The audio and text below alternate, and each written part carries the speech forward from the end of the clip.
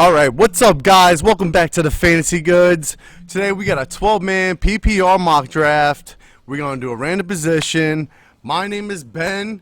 This is my boy Josh, and we are the Fantasy Goods.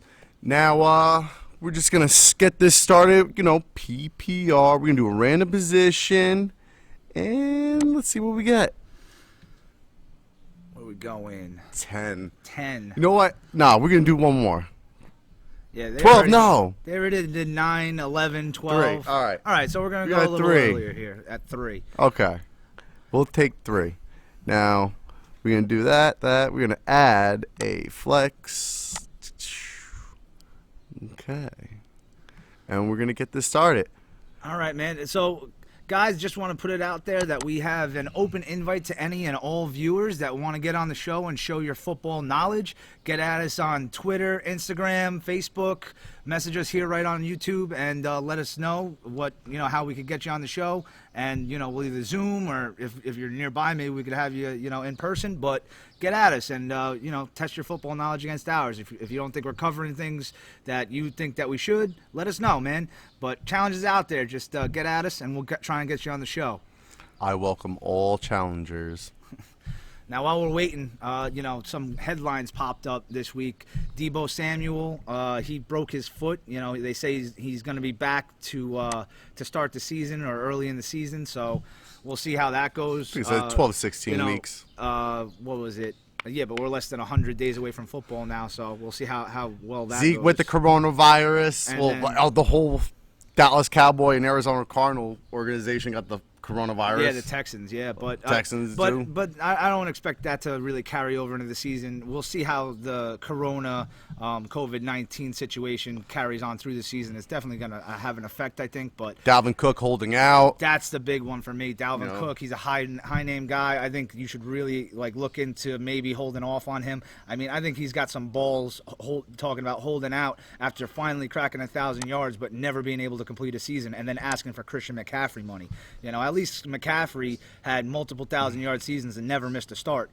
Now this guy's asking for his kind of money, and he just finally broke 1,000. I know he's talented, but I don't think he's worth the money yet. He needs to show me a little more consistency.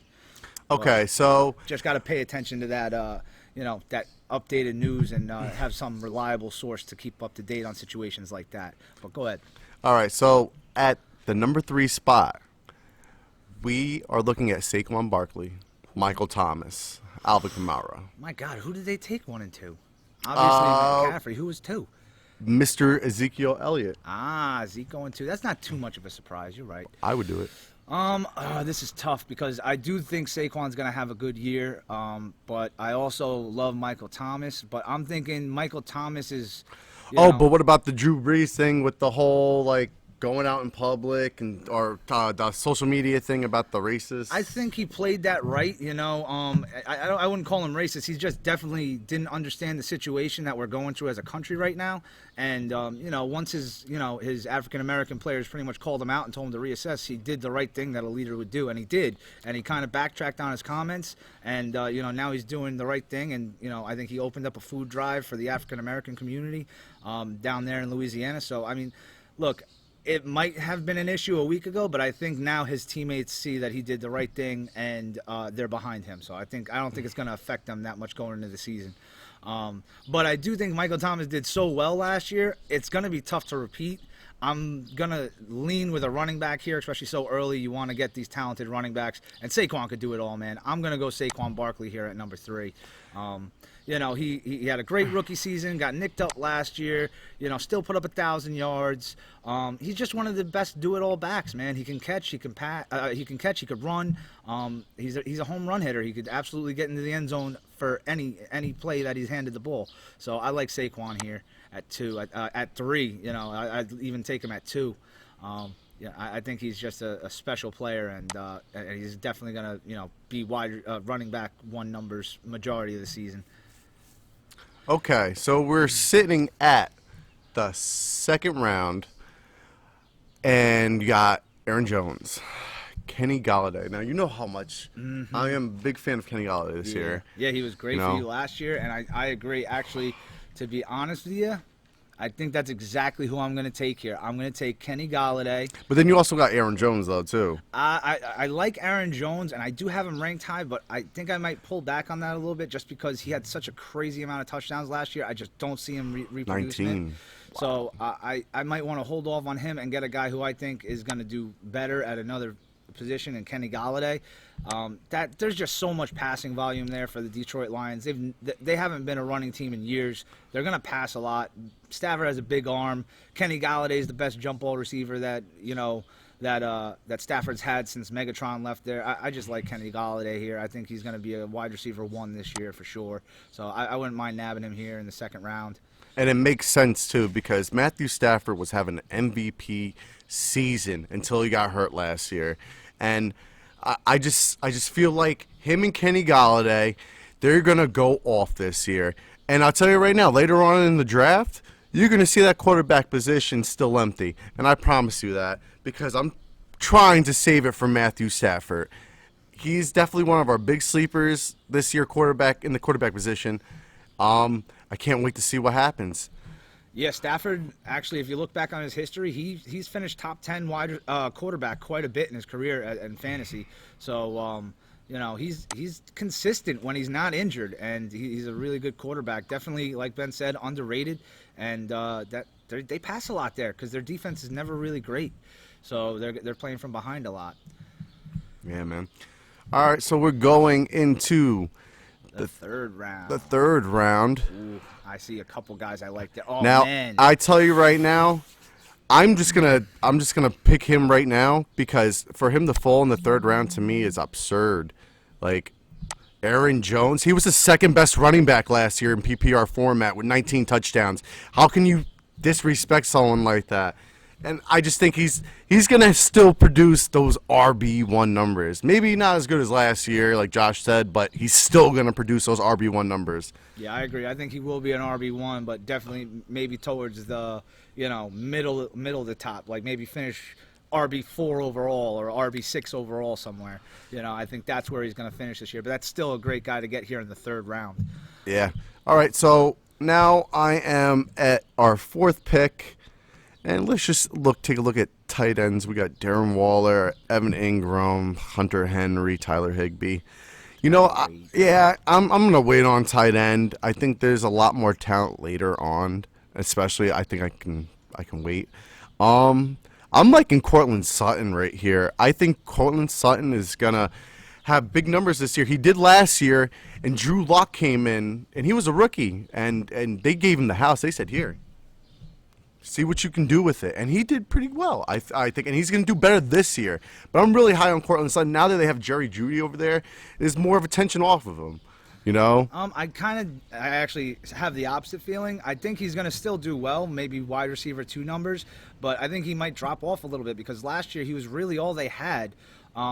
Cortland Sutton on that offense. Now they added Jerry Jeudy, KJ Hamler. Don't sleep on him. He's a deep round sleeper for me in the slot. And then you add in Noah Fant emerging at the end of last season, and they added Melvin Gordon and still have Phillip Lindsay. That's a lot of mouths to feed. When it was just him and Phillip Lindsay last year, that's why he got so many targets. But you're definitely going to see that target value drop. He's not going to see as many as he did last year. But I think he's still going to do enough with the targets that he does get to put up wide receiver 2 numbers. Maybe just not as good as last year. So, besides Cortland Sutton, I'm not even looking at running backs right now because these running backs are just not impressive to me. Melvin Gordon, Le'Veon Bell, James Conner, at least he's top 3. I think I can get, Mark Ingram or Devin Singletary, hopefully coming back to me. But I like Devontae Parker this year also. I don't know the quarterback situation right now. I think they might be starting Fitzmagic. Yeah, he's supposed to start week 1, but I think Tua will definitely take over by the end of it. But I think Devontae Parker's in a very similar situation to what Cortland Sutton was in last year, where he's all they got. Yeah. They just picked up Matt Breida there. He is a little threat of catching the ball out of the backfield. But, who they got there? Devontae Parker, Mike Gesicki. So Gesicki is going to wind up being a safety valve for the rookie quarterback or Fitzmagic, a.k.a. also Fitztragic. Yeah. Depending on what week it is. But Devontae Parker's all they got at wide receiver. He's going to definitely see the lion's share of all the targets. And then I feel like the safe pick for me would be Tyler Lockett because him and Russell Wilson, they have a connection. They got DK Metcalf. You know, that offense is just so explosive, and Russell Wilson finds ways for people to get open. He extends plays, which gives Lockett time to get downfield. And the biggest thing for me is Lockett led the league for wide receivers in snaps taken with, I think, 106. So, like, he's on the field all the time, more than any other receiver. So just the volume that this guy gets alone, I love having him at wide receiver 2. And he'll put wide receiver 1 numbers up some weeks, and he'll put up duds some weeks. But for a majority of the fact, he's going to be a solid wide receiver 2 to have on your roster. I like Tyler Lockett here. Yeah, no, I agree. It's definitely the most safer pick. Like I said, I like Devontae Parker. I like Colton Sutton. I'm not saying don't draft them, because I would draft them if Tyler Lockett wasn't here. But Tyler Lockett is just overall the most safest pick, in my opinion. Yeah, absolutely. All right, so now that we have Tyler Lockett, we're going into the 5th round. 5th. All right, let's see. I'm up. Who we got here? Yeah, and we're looking good on bye weeks, too. That's one thing. You can lose a week in bye weeks if you don't pay attention to them. You know, it's not an end-all, be-all. If you have a great team and wind up winning majority of your games, you know, it doesn't kill you to lose 1 week if it's worth it. But I try not to do that just in case of injuries and I fall behind. Why give up a game if you don't have to, right? Yeah. So we're doing well right now on bye weeks, not lining up. But here we still need a wide receiver. And it's your pick. I do see a quarterback that I would like to get, but I know you said you want to wait and do a later situation at quarterback, so I'll respect that. I mean, no, it is your pick. If you decide that you want a quarterback right now, take a quarterback. I'm a pass right now because there's somebody who I think is going to. There's somebody here who I think is going to have a really good season that everyone is forgetting about. 1 year off, he kind of pulled a little BS holdout last year with his ankle injury. A.J. Green. Now, this guy has produced top 12 wide receiver numbers his entire career when he's healthy. I know that's the main word, when he's healthy, but a year off could do tremendous things for this guy. And he is also on a franchise tag, so he's playing for a new contract somewhere else next year most likely. So I think that he's going to absolutely have a great chemistry with Joe Burrows. They're going to be playing from behind a lot with a rookie quarterback, so there's going to be lots of opportunities to catch balls. And I think A.J. Green is still the clear-cut number 1 there, even though Tyler Boyd has emerged as a very good number 2 option. But A.J. Green is still going to be the man there. And getting him here, people are forgetting about how good this guy is, and I like A.J. Green as my wide receiver 3. He'll definitely put up wide receiver 2, even 1 number some weeks, in my opinion. But I like A.J. Green here. Okay. I like the A.J. Green pick. I mean, me personally, I would not pick it just for the fact that I tend to steer away from the injury-prone players, you know, and it's a rookie quarterback. You don't know what to expect. But I do agree with you. I think they will be trailing, and A.J. Green will get his numbers if he can stay healthy, because they're going to have to throw the ball. But now we're sitting at the 6th pick, and we solidified 3 wide receivers. We solidified 2 running backs. We can look for a tight end. We can look for a flex option. If you really want that quarterback, Russell Wilson's sitting there with Tyler Lockett. I don't believe that Russell Wilson's Mark Ingram is still there. Yeah, so if it was me, if I was drafting right now, you got Evan Ingram. That's a decent pick, but I'm going to pass on them because I think the 2 guys on the board that I'm looking at are going to put up much more points. If it was me right now, I would take Russell Wilson here because that's an absolute freaking steal. He's a top 3, top 5 fantasy quarterback every year, so consistent. He gets running, he gets throwing, he's got great options.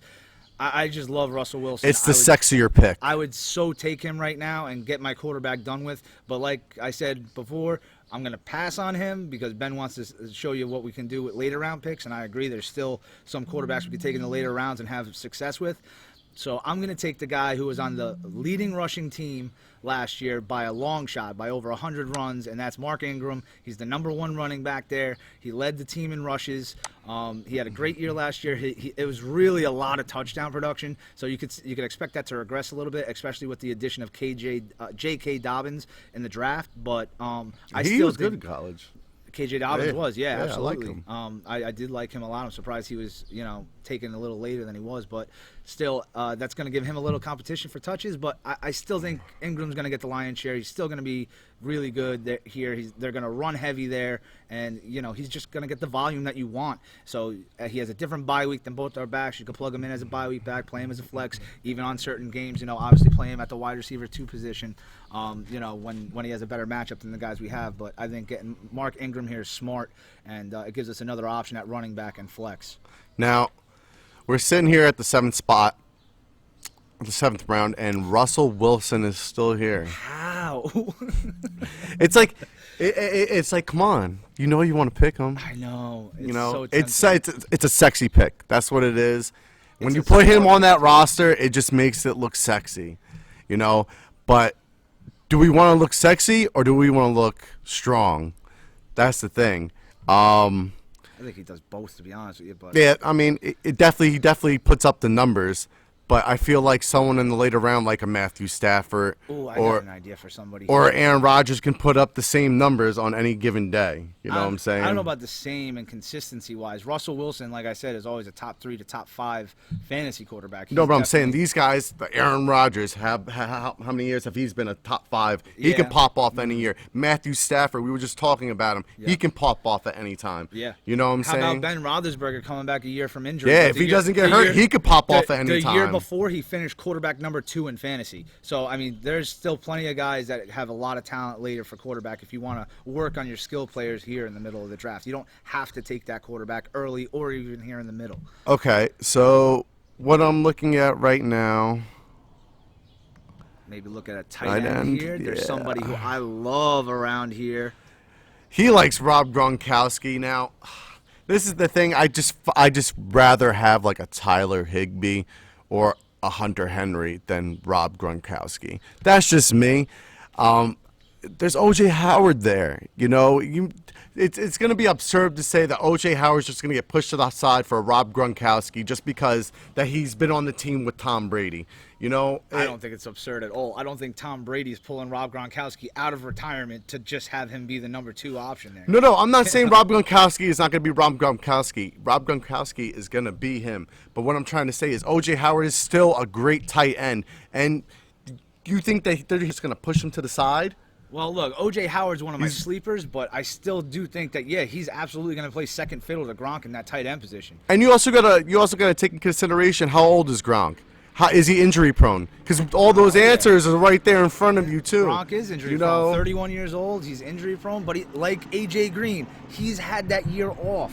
And if you watch one of my next videos, I'll get into why I like Gronk so much. But That's like me and you playing football, and my uncle coming up. He's like, hey, I used to play football, fucking all state.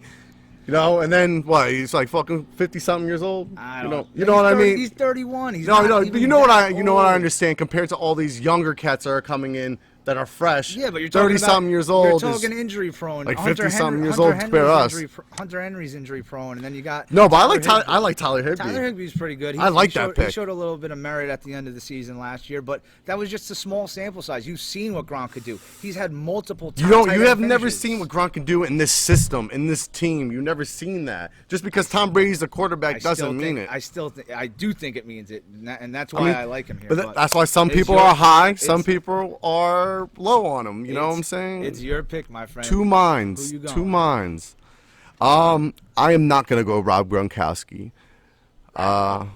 So I'm going to take Tyler Higbee, and I like him. He stepped up last year. He actually helped me win a couple games last year in my other league, my job league. So that's why I like Tyler Higbee so much. Is that what they got? Robert Woods, they got Cooper Kupp. That's a lot of mouths to feed. Now Tyler Higbee is just a mismatch nightmare. He's out there and he's catching balls left and right. So I just like the upside that he brings. I like the team that he's on. I just like him better than a Rob Gronkowski or a Hunter Henry. I mean, no, actually, Hunter Henry has more talent. I think Hunter Henry has more talent. agree. But it's the injury prone. Yeah, the injury factor. It's He hasn't too finished the big. whole season. That's the thing, and that's what my concern is. Yep, you know. absolutely. If Tyler Higbee wasn't there, we could talk. And Rob Gronkowski just went too. Yeah. That's the funny part. Rob Gronkowski, his ADP right now is moving up. I think he was in the back of the 8th round last week. Now he's moving towards the front of it. But who you got? My next ADP here? might change close towards the season. You never know. You never know what happens. Who gets injured? What do you learn? Watching off season and everything like that. Training camp. All right. So we are at the 8th spot. It's your turn now. It's still you. That was Is just it? Yeah, that was just one. Oh, it is me. Look at me. It's still you. Who else you got? I get Who another else you got? pick. Come on. Oh, Russell Wilson just went. All right. I think I'm gonna go with a soft sleeper here, and I think he's going to definitely take the next step. I like Darius Slayton this year. I think he's gonna. They got him labeled as what, the fourth target behind Shepard, Golden Tate, And Evan Ingram. I think he moves up more to the. I think he's third. going to move up this year. I think he's going to at least be the second target. Yeah. You know, I think one of those guys are going to get injured. He's going to step up again, move into that second, third spot. And Daniel Jones and him had a connection last year. Yeah, the the one thing I have on Darius Slayton is that they never had all their weapons on the field at the same time, and he succeeded when they didn't have Shepard and Tate on the field, at like all of them at the same time. So now that you have all these weapons healthy, what's his target share going to look like? That's the question. But I think that with the targets he got, I think he had only around 48, 50 catches last year. He still put up 800 yards and I think 8 touchdowns, which is ridiculous. So I think that he has a possibility of being a breakout there and wind up winning that outside job over Tate or Sterling Shepard and being on the field for more snaps. So that's what intrigues me about Slayton is the fact that he might be out there more than the others. All right, so we are at the 9th pick, and now you can see everybody was a little bit quarterback happy. Yeah. 10.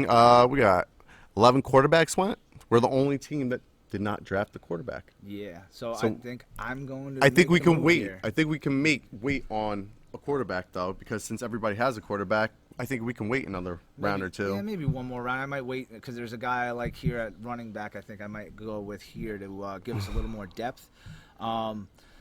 So because there's probably 2 or 3 quarterbacks I like that I'd be comfortable starting. So I'm going to go here with a guy who's a little bit injury prone, but we know that he's going to be the number 1 guy there, and it's going to be Darius Geis.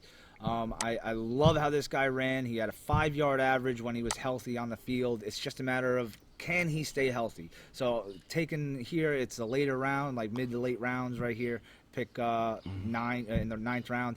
I think that it's worth putting a pick investment in on him here just to see if he could finally stay healthy. And if he does, he's absolutely reaching that 1,000-yard mark and probably going to finish in the RB2 conversation. All right, so now we are at the 10th spot. Josh, you have one more pick. Now, this is the interesting. We're at the 10th spot in the 10th round. So we were the 3rd pick. We have but 5 more picks until our next pick. I think we can snag another wide receiver or running back and then probably get a quarterback. I think, 6 picks, 5 picks? I think one of those is still going to be there. Yeah, I mean, I'm comfortable with going as late as Ben Roethlisberger being my starter with the guys that are up there. I do want to try and get Matthew Stafford, and him being that far up, I might want to use here in the 10th pick to get him. That way, at least I solidify my starter here and don't chance it. But now you're playing that risk game. Guys going to get good backups. They might invest in the quarterback position. Drew Brees is good, but You got Marlon Mack sitting there. Yeah, but I mean, you got Matt Breida, who's probably going to wind up starting in Miami. I do like that. Alexander Madison. I mean, he's low on their ADP right now. He should be way higher, especially with the Dalvin Cook holdout situation that we were I don't talking think about they have before. taken that in consideration yet. I think that's why he's so low right now. You got to think of Madison as being like a James Conner that one year that that Le'Veon Bell held out, or even like an Austin Eckler last year when Melvin Gordon held out. He's going to get those carries and be the starter there. He's going to get the volume, at least for the first half of the season. So he could win you a couple games in the beginning of the year. And then, we've seen guys, even Austin Eckler last year was still relevant once Melvin Gordon came back. So I would like to take a guy who I know has a good shot at starting here, though, and get a heavy volume. And if it was me, I'd take Matt Stafford right here, just on the fact that we got Kenny Golladay, and I'd want to make that quarterback wide receiver combination. I'm a risk taker. I like to wait. I'm a very patient individual. Yeah, so I'm gonna try and move towards Ben here. He wants to show how late we could wait on a quarterback to show you that you could still get a good one. So I'm gonna take Matt Breida here, who I know is gonna wind up most likely winning that starting job over Jordan Howard, and Jordan Howard's soft. Jordan Howard is just 3 yards and a cloud of dust. That's all Jordan Howard is. He was always he's almost exactly what he left in in Chicago and David Montgomery, where they're not spectacular, but they get the RB2 numbers just on volume alone. So I think with Matt Breida there, he's more talented. He's going to get the volume, the starting job, and Jordan Howard will be like goal line set. So he'll vulture a couple touchdowns from Breida. But I like Breida here. He's going to definitely wind up getting some touches and dump offs from Tua and Fitzmagic. So I'll take him here. That's a starting running back, and that probably seals up our running backs. We don't have to worry about them at all anymore. Let me see. What running back? We got Saquon Barkley, Aaron Jones, Darius Geis, Matt Breida. I can definitely use one more. And Mark Ingram. Oh, and Mark Ingram. I'm sorry. Yeah, totally forgot about him. We're good. Even though I would love Marlon Mack in this position right now, 11th spot. I think, honestly, I can wait another round. But Josh is probably like, oh, you got to pull the trigger, man. What are you waiting for? You know?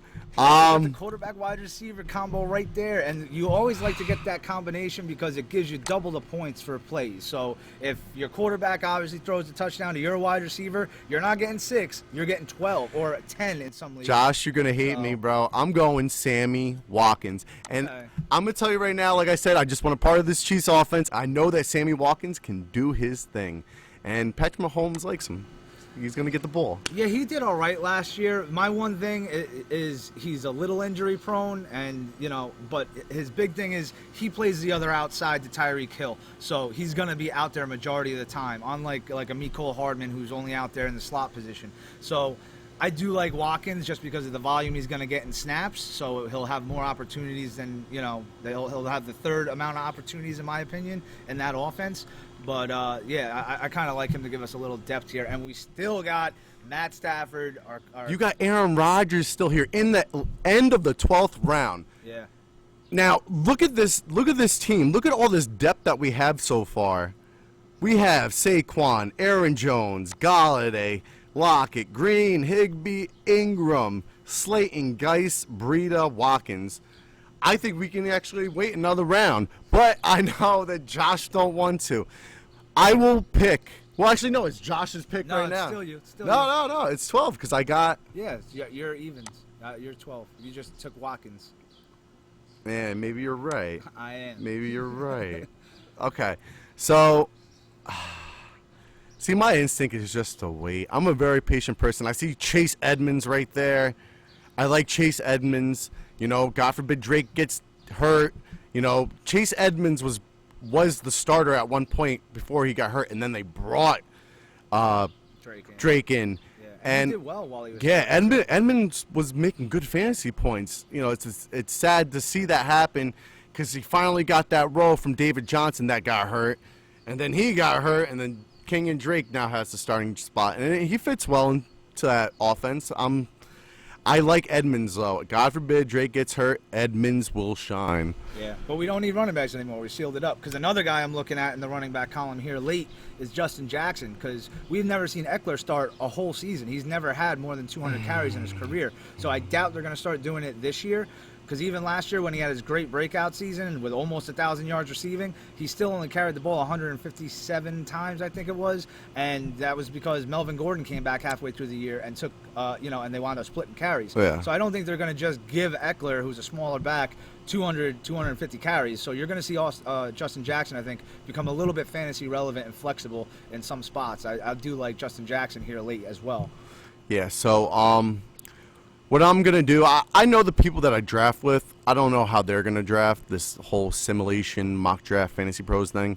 What I'm going to do, because if I was in that situation late in the 12th round and I have no quarterback, I should take a quarterback right here. So I am going to take Matthew Stafford. Thank God. But I'm going to tell you, for 20 minutes. I tell you right now, man, he's going to do great things. And let's just see if all these other quarterbacks start dropping. Maybe if I could have waited. Drew Brees just went. Daniel Jones just went. See, but Aaron Rodgers is still there. I think, Aaron Rodgers, Ben Roethlisberger. How did Daniel Jones go before Aaron Rodgers? That's just mind blowing. Yeah. All right, now we got my pick here. Chase Edmunds is still there. You got D.D. Westbrook, Deshaun Jackson.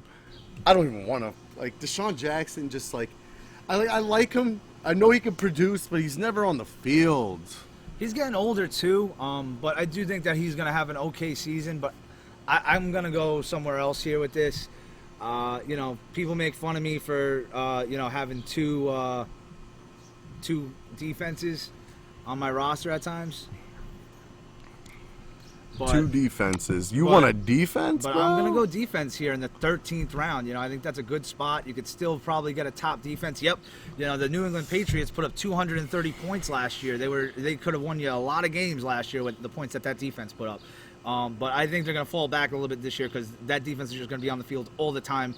I don't think that offense is going to function very well. Notice a lot of guys aren't taking Patriots players. It's because they lost Tom Brady, and all that's there that I would want to touch on that offense is Julian Edelman, and I'm not even in love with that. Who's the quarterback over there? Simeon? Jason Stidham. Stidham, there you go. Stidham. He was all right in college, but I just, we saw a little bit of him last year. I wasn't impressed. I just don't think he's the answer there. I think, I wouldn't be surprised to see the Patriots wind up with a number 1 pick and take Trevor Lawrence from Clemson and wind up going on another dynasty run.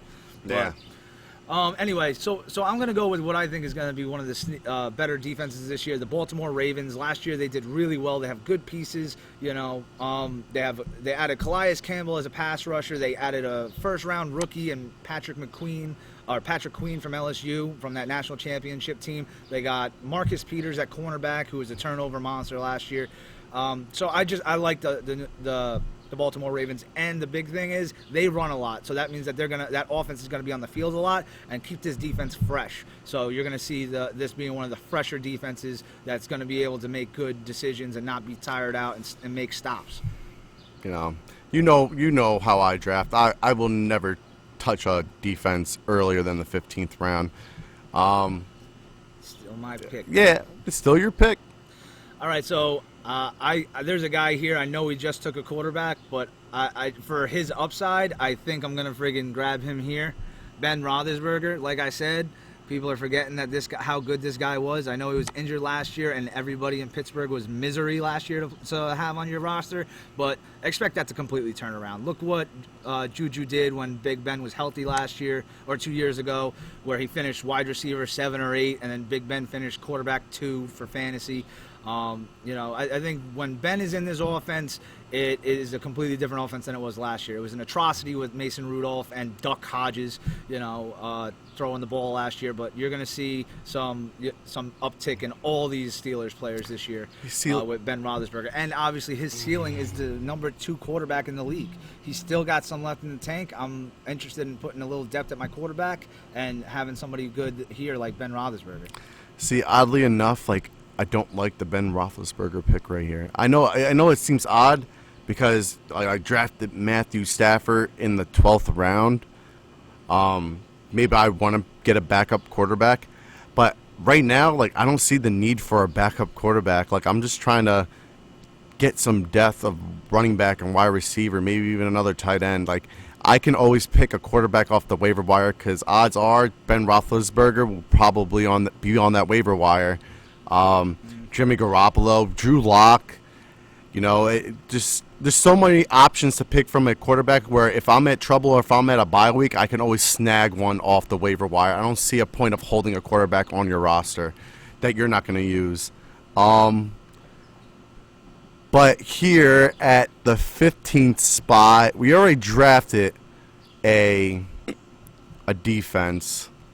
So I am looking. You got Jamal Williams. You got A.J. Dillon.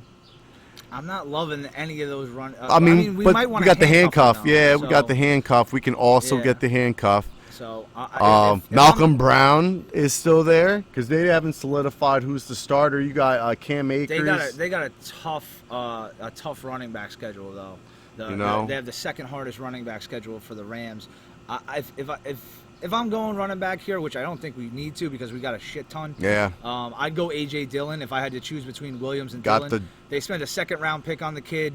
He was good out of college. I really feel like Matt LaFleur is trying to change the guard here with what he did in this year's draft by getting Jordan Love and A.J. Dillon in the first and second round. So I don't Aaron Jones is on a contract year.